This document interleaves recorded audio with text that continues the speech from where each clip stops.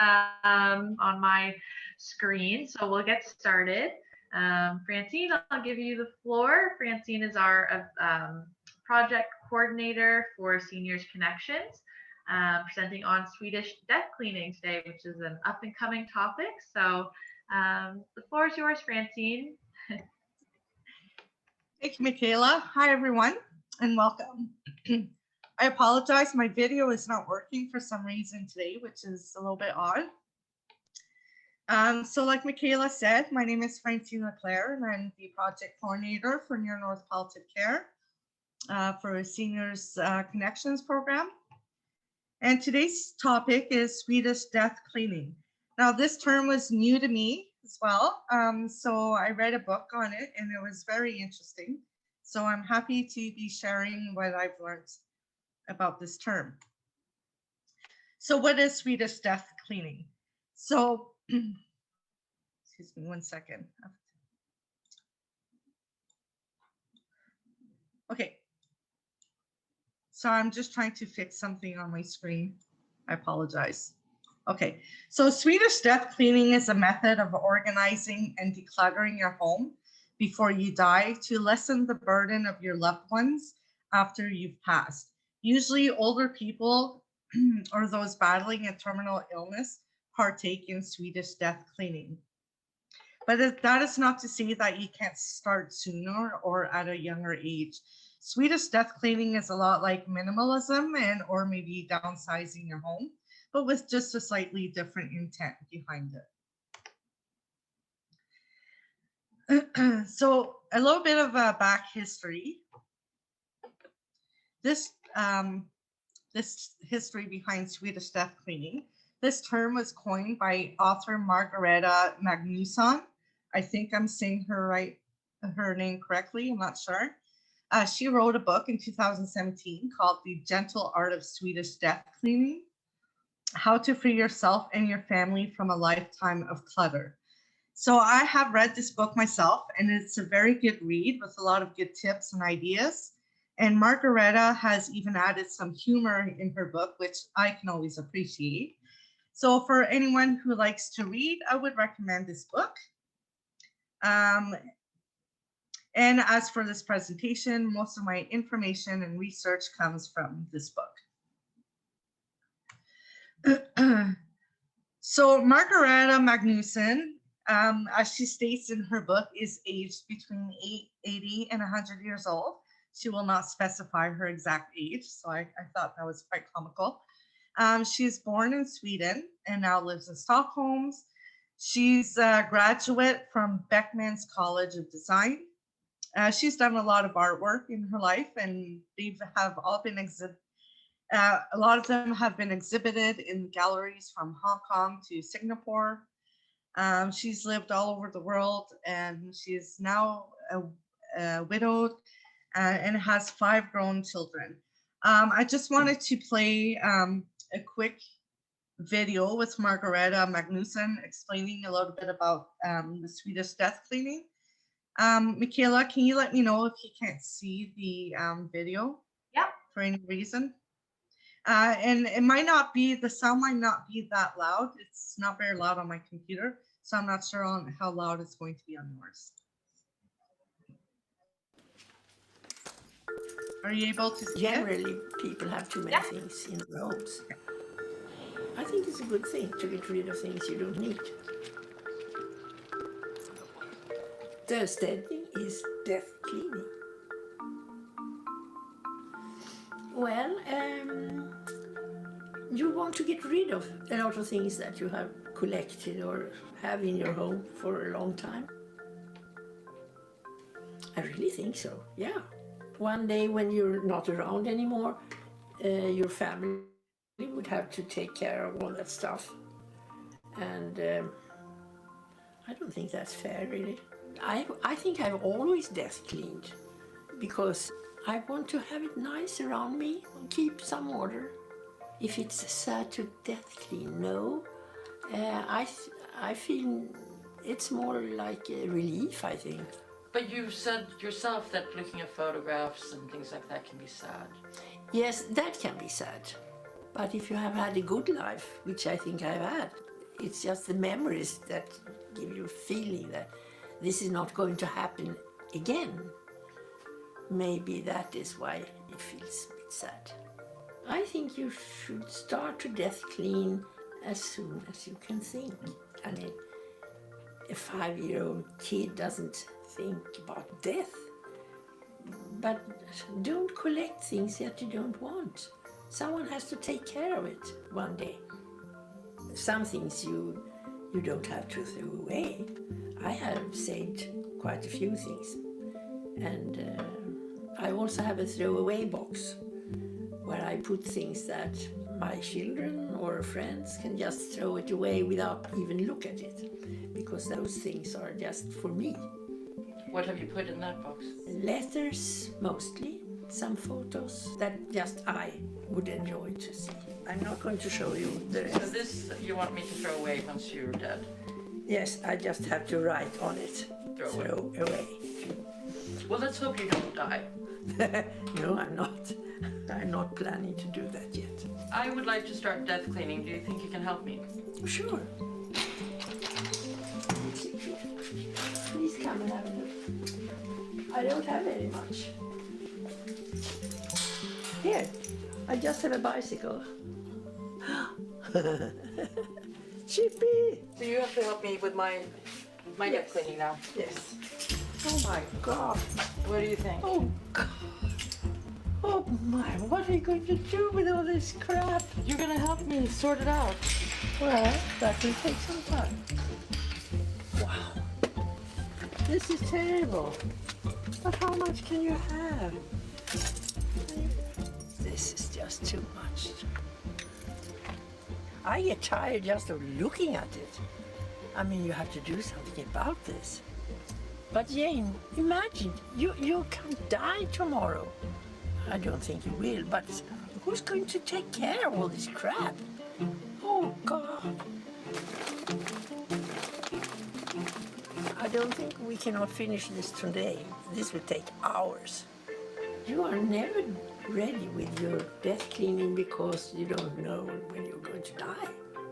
So it goes on and on. When you're dead. Then it stops, of course. Finally. Yes. Yeah, so that was just a little clip of, you can hear me, right, everyone? Michaela? Yep, good. Okay, just making sure. So yes, I liked her little video clip. She seems like a very endearing lady.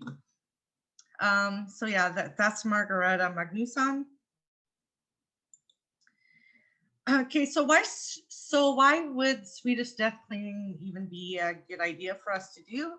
A couple of reasons, and it's to make the process of your death easier on your loved ones, and to reduce the burden of your loved ones to sift through all of the abundance of your belongings you've collected over the years, trying to decide what is significant. You know, if there's a lot of stuff that you need to decide whether they're going to throw away or keep or who to give to. So, you know, that's one of the main reasons to do death cleaning. So how to begin the Swedish death cleaning? Well, before you begin, there are some things to consider. Be aware that downsizing is a long process. It doesn't take overnight. It does take some time. So you have many years of things that you have collected. So, you know, take your time and make sure to know that you're prepared to give away or throw away some certain things. Also be mindful and prepared that it may be difficult to do it at first.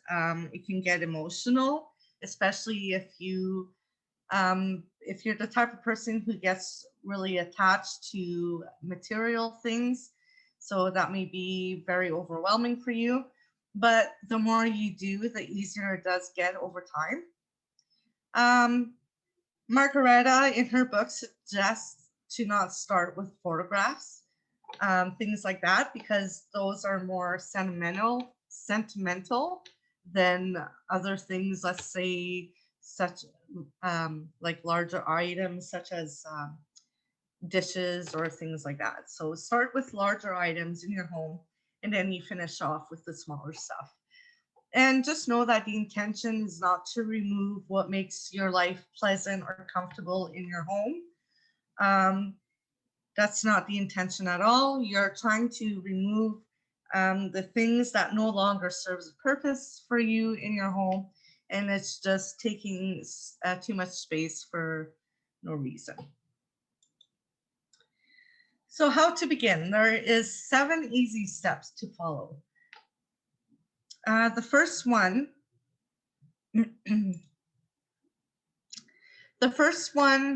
is letting your loved ones know. So get your loved ones involved in this process. So that's the most important step.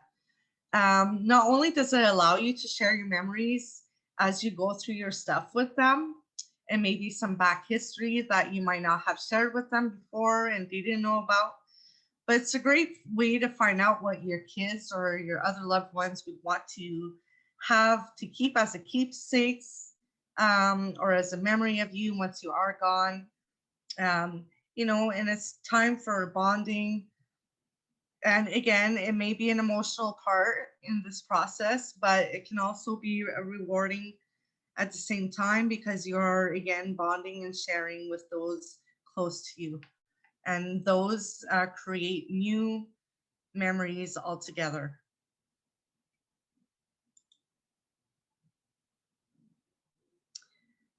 Um, okay, start with less personal items. So that's number 2. Starting with your, always have 3 piles. So you make 3 piles. One is to keep, one is to give away, and one is to throw away. So starting with less personal items, I would say starting with your junk drawers. A lot of times they're called a junk drawer for a reason. We have a lot of stuff that we never use. We just keep that in case that we might need it later on. So those would be the easier things to kind of go through and would be easier to throw away, and it wouldn't be a hard decision to make whether or not you wanted to keep those items. So start with those.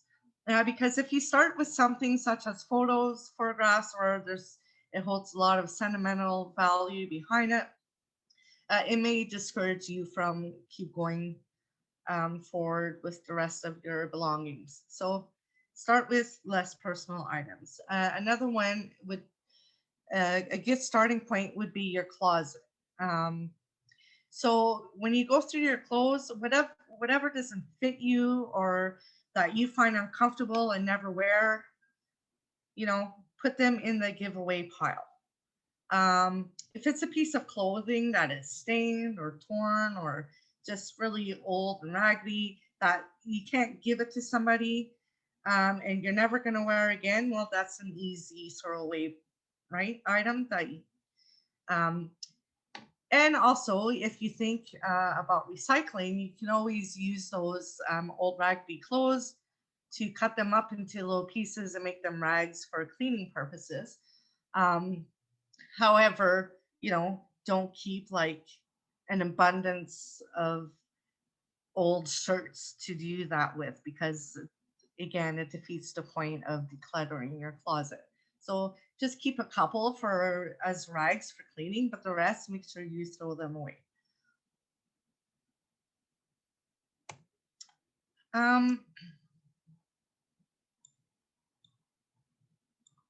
So number 3, gift possessions away gradually. So gifting things is should always be a thoughtful and intentional thing to do. Do you have items in your house that are really important to you, but no longer have a place in your home for use, or that even serve a purpose for you? Then this would be a perfect time to gift it away to a loved one. So let's say you have a china set, for example. You've downsized to a smaller house, and so you can't have a lot of people over for dinner anymore, so you never use your china set anymore because you don't have a large group of people coming over for dinner. So that china set is very sentimental to you because it came from perhaps your own mother before she passed away. And it's very important to you, but it's of no use anymore. It doesn't serve a purpose anymore. So this would be a perfect gift to hand down to perhaps one of your kids. Let's say you have a daughter, and then by gifting that away to your daughter, you can still appreciate the china when you go and visit her at her house. And perhaps she has big, large gatherings for dinner where she'll take out the fine china. And that way you're still able to appreciate it whenever you go and visit her. And you know that the china will remain in a safe place and be taken care of by your loved one. So, gifting away some possessions that are very sentimental to you is a great way of getting rid of it, but without really having gotten rid of it. Number 4, keep mementos for yourself. So keep so there will be items that no longer serves you, again, as we've said, but that are very sentimental to you. And throwing it away is just not an option. And giving it away will have no desired effect to the recipients either, because that particular item has no sentimental value to them. So, for example, let's say you have an old love letter from high school that you've kept for many, many years. So that item is special to you and has sentimental value, but to somebody else, it wouldn't have any special meaning.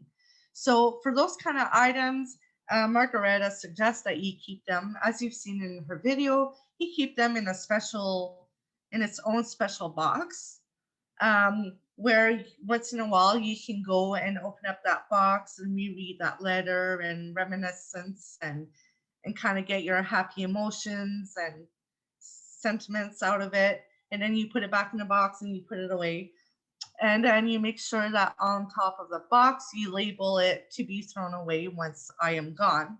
And that way, once you are gone and your loved ones have to clean out your home, when they see that box, that, you know, there's not big decisions for them to make, they know that this is meant for trash and no longer serves a purpose for anybody. So, you know, it's a quick decision, just throw it out, and there's no big choice there. So number 5, you can always donate your stuff. And after you can donate, you can sell or throw away your stuff. So if there are items that you don't want to keep and nobody else wants to take it off your hands, this is a great time to donate. There's lots of places you can go donate to in your community. You just need to do a little bit of research and find out. Most places, they have Goodwills, the Salvation Army. You can look at shelters, homeless shelters, or even sorry, it's not coming to my mind the word, a women's shelter, or any kind of different shelters like that. They're always accepting donations. And you know, if there's nowhere that you can donate your stuff, and if it's not sellable or you're unable to sell it, then at that point you just throw it away into the trash. And another place too to look for to donate actually is for college students, especially the ones that move away from home to go to college, and they're just starting out on their own, and they have to rent out a place for wherever they move to.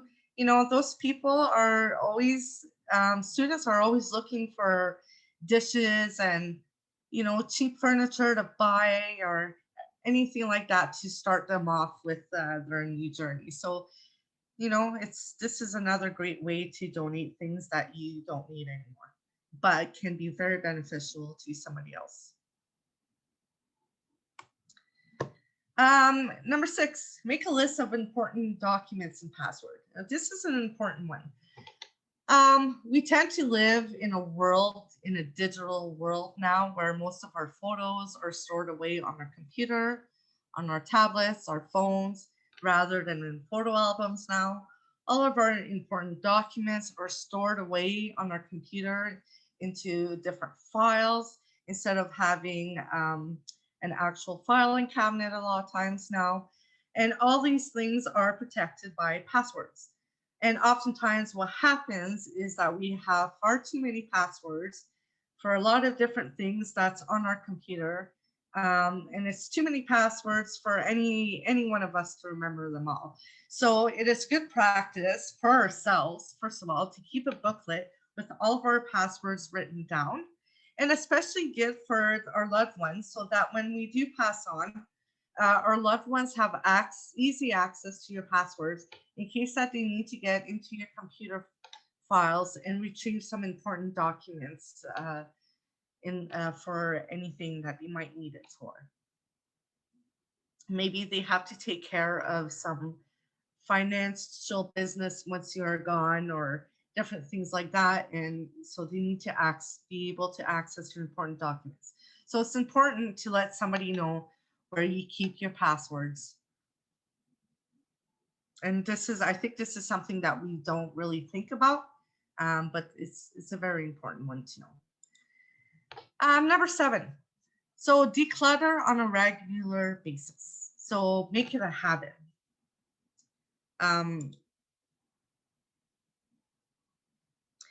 They say death cleaning is targeted towards older people, but it's really for everyone, because essentially it's minimalizing, and anybody can do that. So make decluttering a habit. If you notice you don't use something often, keep a box or a bag handy to build a running pile, or for giveaway items. If you have a hard time getting rid of things, reflect on the material things in your life and be truthful about what they mean to you. So let's say you hold an item and you have a hard time, try being really objective about it. And ask yourself, when was the last time I really used this? What was the last time I actually benefited from it? Does it actually serve a purpose in my life? Once it's gone, is this going to be burdensome to me, or to, is it going to change my life in any way if I throw it away? Different things like that. Or even think of the other way around. If I keep it and once I'm gone, will this item be a burdensome to my family? Is this going to be something that's going to be difficult for them to try and get rid of, or to clean up, or just different things like that. So these are things to consider as well when you're trying to decide whether to keep an item or not. So Swedish death cleaning does not always have to be a sad process either. You can look at it as a time for bonding and sharing, as I've mentioned earlier, with your children or your close friends or family. You go through your stuff and you're laughing at good memories. You may cry over some sad memories as well, but going through sad memories is not always a bad thing either, because it kind of reminds you of who you have become and where you are now. But just remembering the good times all together. It's like a cleansing of your home, but also of your souls as well. And you can always make it fun. Have some close friends over. Let's say you want to clean out your closet, have a friend over with a bottle of wine, have some music, and then go through every piece of your clothes and say, should I keep this shirt? And your friend will say, oh, good God, no, please throw that away. And then you're like, oh, okay, now that's an easy choice for me to make, right? They might have their own opinions. Say, I know you really like that shirt, but I've always hated that shirt. Please throw it away. Or it can be the opposite. So you can always make it fun. It doesn't have to be about, it's, people will think of Swedish death cleaning as a morbid term, but it's not. It's to benefit everybody. There are other benefits for keeping things on a minimal. Less is better. You know, you often hear that phrase.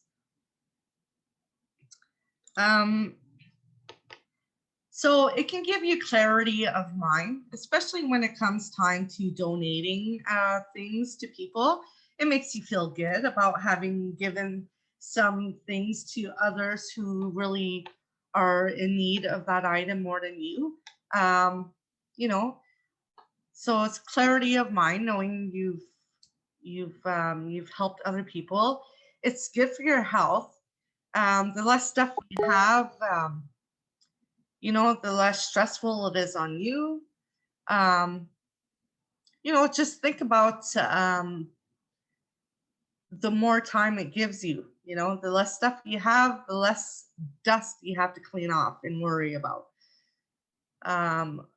So the less cleaning you have, the more time you have to enjoy yourself with a good book. Maybe Margareta Magnussen's book, for instance, you know.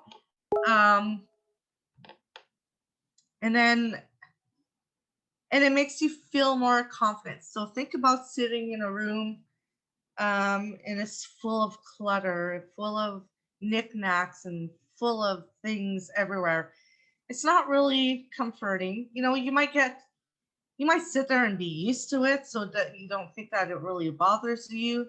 But once you actually take the time and clean everything out and keep it to a minimal and have very little things in that room, you will have a sense of relief, the feelings of relief, and then you'll sit back and you'll actually enjoy space, you know. And I've been one to, you know, not to do the Swedish death cleaning, but I've always been a minimalist myself. The less stuff I have, the better I feel. And it also helps with anybody who has anxiety disorders as well. You know, the more cluttered, the more out of control you might feel inside too. So the less stuff you have, the more control that you feel inside of yourself as well. So that's just one of my own tips as from my own experience. So really, Swedish death cleaning serves a greater purpose than just to prepare for what happens after we leave the world. So it serves for a lot greater purpose than that. A lot of benefits to it. Yes, so that is my presentation for today. These are my references. If there's any questions on anything, or if anybody wants any kind of other tips, I can certainly try and help answer those questions.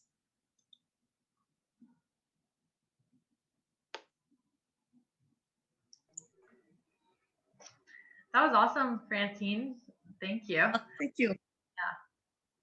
Yeah, I'm the same, kind of a minimalist. So this is something I can see myself kind of doing all the time. So yeah, even for younger people, it's a good practice, I think. Mm-hmm. You're welcome, Brooke. You're welcome. It was my pleasure. Yeah, and I've always done that, like since I was even a teenager. I go through my clothes at least 2-3 times a year, and I just get rid of what I don't wear, and you know, and I always make more room. And I've always been, the less stuff I have, the more relaxed I feel. So for myself, and this is a personal choice, I don't have any knickknacks or anything like that, because to me, I like it like my cupboards are bare. I only have the very bare necessities on there, like, you know, and things like that. So yeah, awesome. Yes. So if no one has any questions, we'll wrap it up for the day. All right. Well, thanks for everyone for listening in, and thank you, Michaela. Yeah. Thanks, Francine. Have a good day, everyone. Thanks.